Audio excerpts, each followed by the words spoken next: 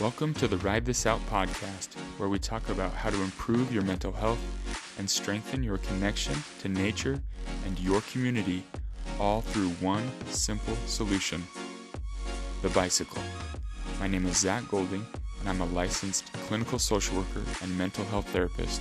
I'll be your host as we discuss the power of pedaling.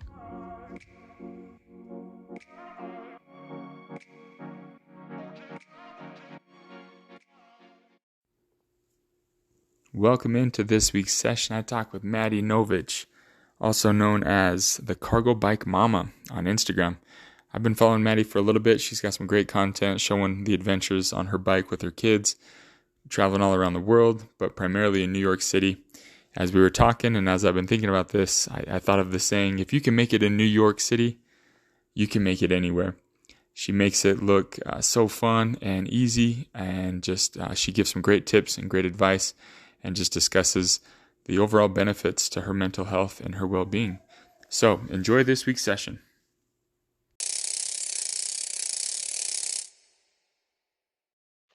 All right, Maddy, thanks so much for joining me on the podcast today. If you want to just go ahead and introduce yourself, who you are, where you're from, a little bit about your family, and just you can just kind of go from there.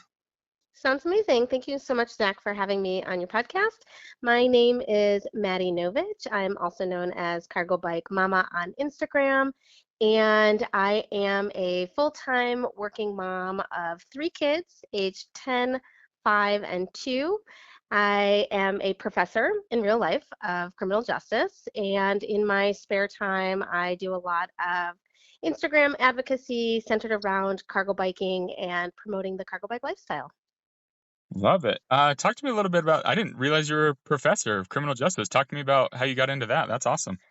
Yes, so I've been in the criminal justice space for quite some time. I finished my PhD in criminal justice, focusing on police interactions and examining the police interaction experiences with different communities. And then once I finished my PhD, I ended up taking a professor position at a local college here in Manhattan, and I've been there ever since. And I teach a range of courses, including mass incarceration and collateral consequences, modern American gangs, gender crime and justice, and ethics of the criminal justice system.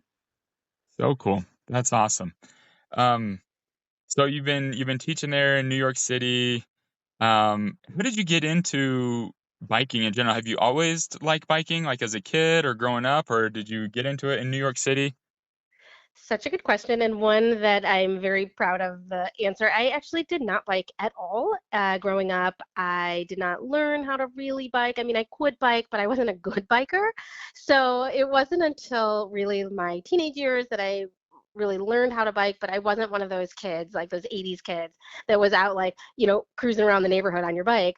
I actually didn't bike at all until I got my Urban Arrow cargo bike. That was the first bike I've ever owned. And so it's one of these sort of funny stories where my family and I spent the summer in the Netherlands, and we do these home exchanges, and in true Dutch fashion, the home had like 18 bikes, including a classic wooden bakfiets. And so I I didn't even ride the bakfiets at the time, but my husband did. But we just got used to sort of biking around Amsterdam and going to the grocery and going to the playground. And it just really opened our eyes to a really efficient way of life. And so my husband had been city biking in New York City, and I had done it a handful of times, but it really wasn't my thing. I wasn't that into it.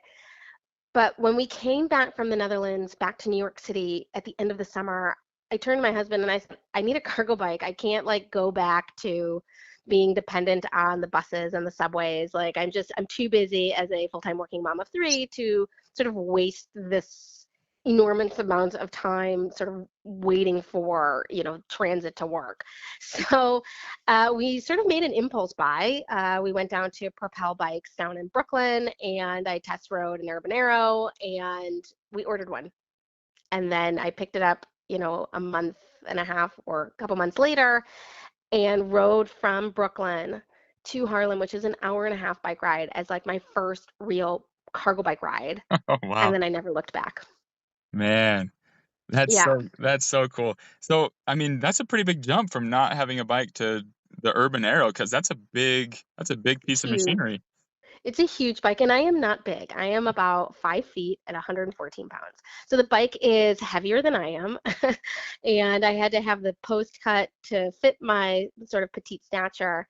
And yeah, I mean, it was like I would have been what you would call a cold lead, right? Like I never would have thought, I would have become sort of a cargo biking person in general, and then to become this sort of, front-facing cargo bike advocate it's sort of mind-blowing to me actually, just considering I had no interest in biking before. I love it. I love it. So, you're visiting the Netherlands and stuff. You guys are biking around. What was it about that lifestyle that really just like you connected with, that you wanted to have more of in your life? It was the control over my time. So I felt really out of control in terms of getting from point A to point B in New York City, sort of in general, because you never know if the subway's going to come or how long you're going to be standing in a bus stop. And it's time consuming, it's stressful, it's not fun. And I just, realized that after biking in the summer, that commuting could be a fun experience. And it could be a chance to connect, and it could be a chance to socialize and experience the world around me in a way that I hadn't done that before. And so we really got a taste of that in the Netherlands. And I wanted to do that back here in New York. It was all about sort of redefining what commuting time could be. Yeah, talk to me. I mean, that connection, that's something that I talk so much about.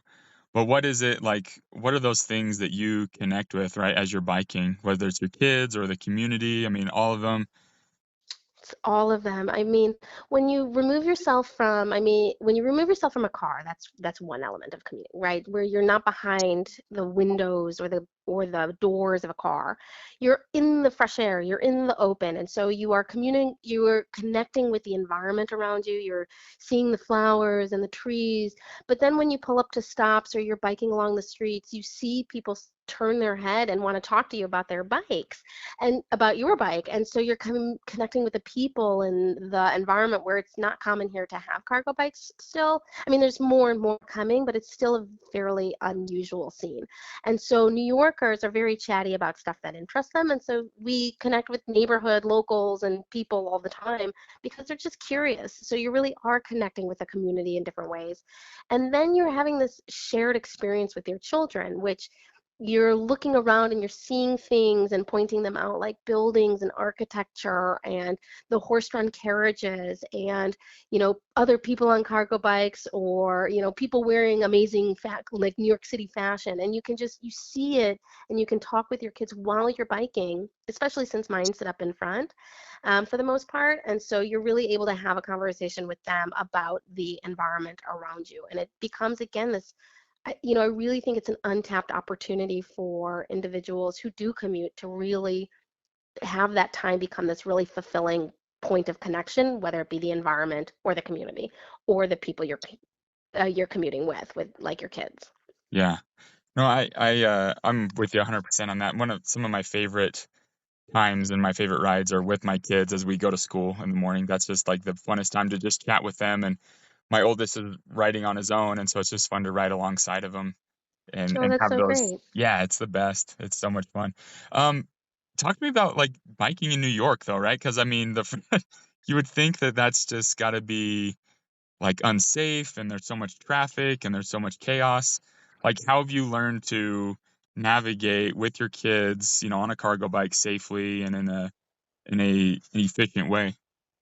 That's such a good question. I think there is the perception that, all of New York City is this crazy traffic-filled, environment, when really it's much more granular than that. So you have a lot of protected bike lanes that really run a lot of the way through the city. So, for example, all of Central Park is car free, and that runs from 110th all the way down to 59th. That's a huge chunk of the city. So you can just take Central Park for the entire way.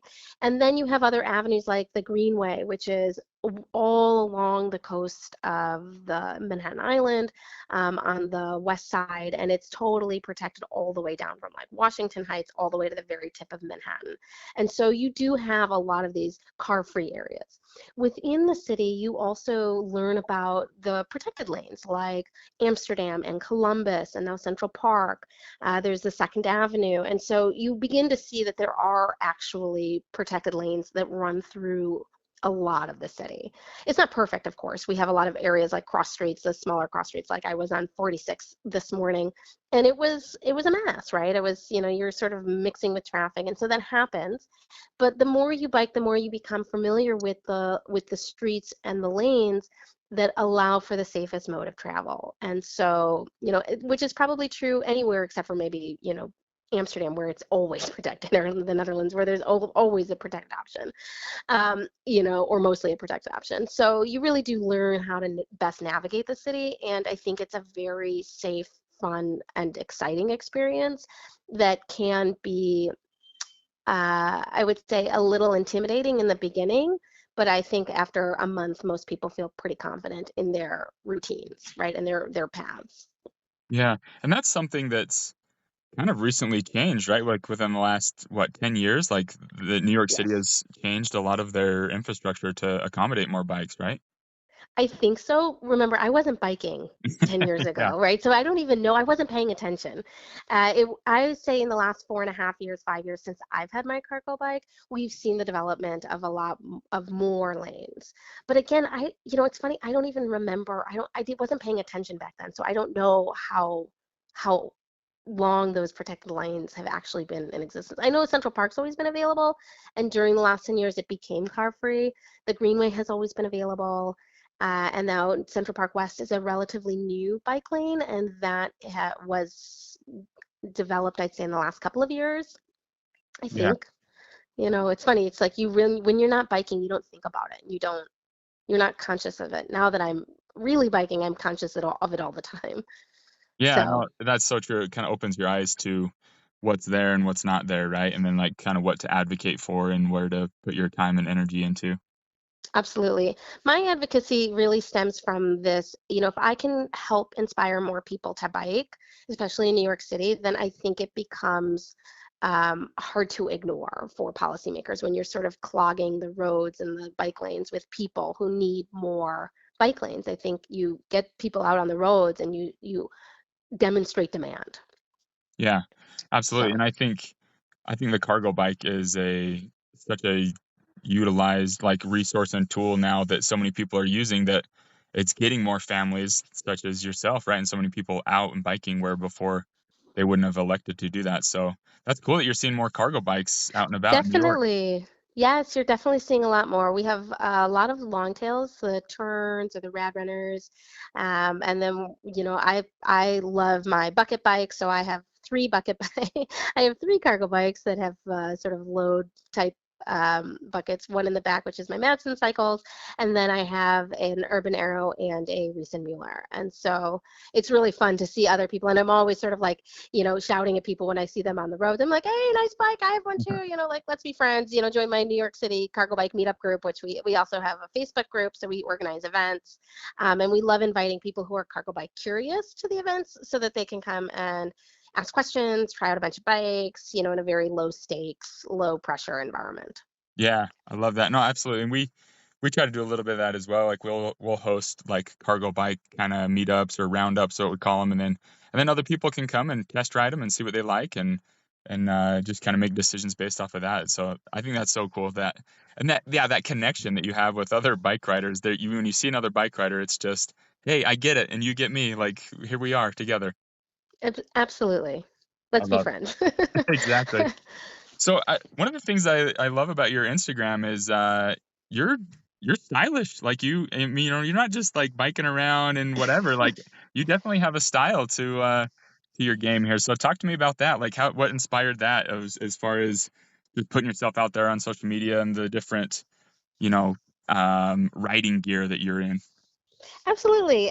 So I've always loved fashion. It's always been something that I've been interested in. And funny enough, true story, my very first major in college, I thought I was going to be a fashion designer. So I've been obsessed with fashion and interested in fashion ever since I can remember, really.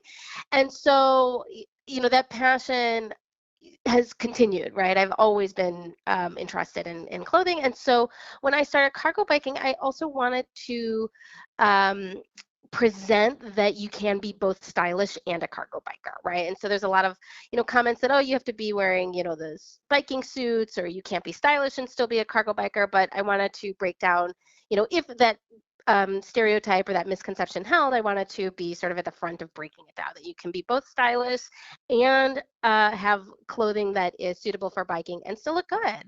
Because, I'm like, who doesn't want to look good? Like, I want to look good. I want to look good all the time, or most of the time when I'm not covered in, sticky handprints and, food from my children. But, so I just wanted to continue to encourage that image as well.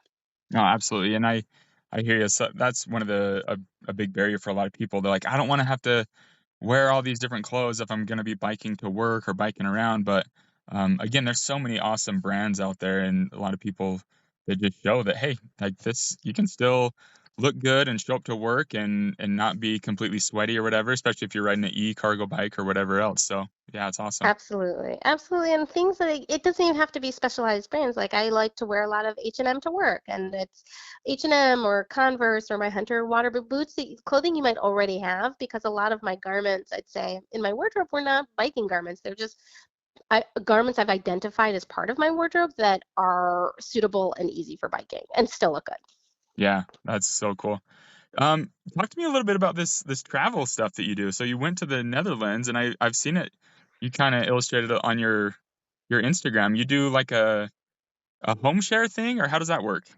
Yes, so we spend approximately 9 to 12 weeks traveling every year. And we do what's called home exchanges with other families on a platform called homeexchange.com. And we identify places we'd want to go that usually are dictated by how bikeable they are. So we'll pick countries or cities that we've heard are really great biking, or that we've been and we haven't been while we were biking. So we will reach out to families that are on the home exchange platform and say, hey, we're coming this summer. Do you have any interest in coming to our New York City apartment? And New York, luckily, we live in a place that there's really high demand. And so usually people are willing and eager to come and swap with us for their home, somewhere in Europe versus, and then coming here to New York City. So last summer, we spent the entire summer, about 8.5 weeks traveling, and we were in Paris, Antibes, Barcelona, Ibiza, Amsterdam. We went to Antwerp, and next summer is already mostly planned as well. So it's a lot of fun, and it's a lot of travel with 3 kids. Yeah, no But kidding. we wouldn't have it any other way. Well, what a cool experience you're giving your kids of just, experiencing culture around the world and by bike too, right? Like, that's what I love about your Instagram. Like every place you go, you guys are renting bikes and cruising around. So I think I love that. That's so cool. Yeah, it's a lot of fun. I mean, we've been very lucky. We're actually, I would say that most of the time I'm not renting bikes. Their companies or bike shops are very like, sort of eager to give them to me. Or Risa Mueller, which is a brand that I work really closely with, they arrange for me to, take some of their bikes where I wouldn't normally be able to rent them. So like Paris, for example, the Risa Mueller marketing team helped get me some loaner bikes. Same in Barcelona. And so we were able to get some of the bikes through that as well. So cool. And it's just like, I mean, it's just again like one of these kind of crazy things about the Instagram account that I would never have expected to sort of happen. Oh yeah, But no, and that's part of the connection, right? Of writing. It's like it's global. It's a global community. yeah, So very much so. Absolutely. I love it. That's so cool. So I wanted to just ask, I mean, we've touched a little bit on some of this stuff, but what are some of the major like mental health or emotional health benefits that you've seen as you've biked more with your family or just, made it a part of your culture and your identity? Gosh, that is such a good question, and I hope it's not too long, long of an answer. But I think there's a lot of mental health benefits to cargo biking.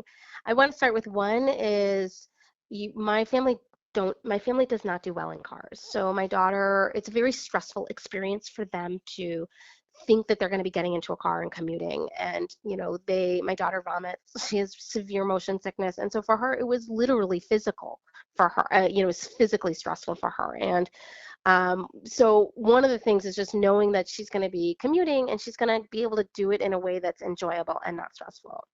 I think, of course, the idea that, we're contributing to reducing our carbon footprint and setting forth examples of how you can live a life without a car or be car light, right? I know that's not possible in all environments, but in many places, if your commuting radius is within a couple of miles, there's no reason why you can't be on a cargo bike. And contributing to the sort of global consciousness and the health of our environment is really important. I get really stressed out about what the world is going to be like for my kids and then my kids' kids. And so I love the idea of being able to say, I'm setting an example that will hopefully hold for generations and really have that long-reaching impact on our global environment. I also think just like being outside more, we're very, it's easy to be inside, it's easy to be sedentary, and to be out moving and biking is it's such an outlet of um, health and enjoyment. It's like when I'm upset and frustrated, I'll go for a bike ride, right? And it just sort of can change your whole environment and the way that you've been feeling that day. And so I think it's just a lot of just being out in nature, being out into the sun, getting your vitamin D, or even getting rained on. It was pouring today, and I still biked out in the rain. And it's a very invigorating and very much a feeling of being alive, and it can change your mood. So there's just all these benefits. And of course, even though you're not biking and working out, quote unquote, the movement is still very much healthy for your body. And if it's healthy for your body, it's generally healthy for your mind. So I think those are some of the ways in which there's a mental health benefit. I also think another thing is that my husband and I are very lucky. We have a really wonderful relationship, and the cargo biking has become a shared love as well. It's like a shared interest that we have as a couple. And so, we're always talking about biking and, connecting over biking and talking about my Instagram, and he does all these other like biking advocacy things, and it's a point of connection with my partner too, which not all hobbies are like that. So for me, it's just done a world of good. And then of course, my my last component is getting places can be really stressful in general through taking subways and taking buses, and using that time and feeling stressed out that I don't have enough time in my day, knowing that cargo biking gives me a lot of control over that time has freed up hours for me, which allows me to accomplish more and overall feel less stressed as a person and as a sort of crazed, mom of three. So sorry for the long-winded answer, but I can't even express. It's hard for me to fully articulate how much cargo biking has given me and has improved my mental health and family life and life in general. Yeah, no, that's perfect. And yeah, no, you hit on so many great points, and there's so many more too, right? That yeah, I love that. I love For that sure. the connection with your partner and with your family. It's a shared hobby, but also too, I find that too as I commute, especially, it just kind of helps reset my mind and get me in the right headspace of whether it's getting to work or getting home. And then if you do it all as a family too, it's just yeah, you all feel that together as being out in nature and being around that just writing. So that's so great. I love that. Absolutely. It's a really wonderful way of life, and I love sharing it and promoting it and encouraging people to just ask questions, right? They don't have to jump into the cargo bike life right away, but just asking questions and being aware of it as as an option can be, I think, really powerful. So, Yeah, and um, that's actually my last question for you is like what encouragement or what advice would you give to people like, thinking about doing it or wanting to get into it or they're not quite sure, right? Like what would you tell them? I would tell them to find a local to connect with, that the local who's already doing it is going to be the best and most efficient source of information. The person in your neighborhood that you see cargo biking, I guarantee they want to talk about it. So just wave them down, ask them, say, hey, can I ask you some questions? Let them be the local ambassador for the best bike lanes or the bikes that they've tried. And really, to just make that connection with with somebody that they see that maybe they've been eyeballing. And if they haven't seen anyone nearby, then jump on social media and connect with me, connect with Propel Bikes, connect with any of us cargo bikers. We love to talk about this, and we are happy to answer questions. So I think the first step is just finding a point of connection of somebody who's experienced and letting them sort of be the first way of introduction into the cargo bike life. You know, a safe space to asking questions, I think, is a really good way to start. Yeah, no, that is great advice, and you're absolutely right. I've never met a cargo biker that doesn't want to talk about their bike for Right? 20 We minutes. all do. That's You so know, we're true. excited about it. That's so true. Well, cool. Well, any upcoming like goals or things that you're looking forward to or wanting to do, or you just kind of wanting to keep doing what you're doing? I want to keep doing what I'm doing. You know, I have these sort of. I'd love to start a newsletter. That's something I'm thinking about. And my husband started a YouTube channel for me, which just sort of auto populates from my Instagram at the moment. But Cool. you know, so I'd say maybe 2024, end of 2024 goals are to start a newsletter and maybe put out 2 dedicated YouTube videos. And of course, I just want to keep growing my Instagram account. I'm hoping to have, 10,000 followers by the end of the year. That would be a big goal for me. And just continuing to put out great content that will hopefully inspire people to be exploring the cargo bike life. Yeah, I love it. Well, you're doing it, and people are attracted to what works and what connects, and so you'll definitely get to those points. So I wish you well on your journey. I love following you. You have awesome content, and thank you for the encouragement and sharing your story with us today. You're awesome, Maddy. Awesome. Thank you so much, Zach. It's been such a pleasure to answer these questions. Yeah, yeah, for sure. And best of luck with all that you endeavor to do, and we'll just keep following you. Thank you so much. All right, have a great day. You too. Bye. Bye.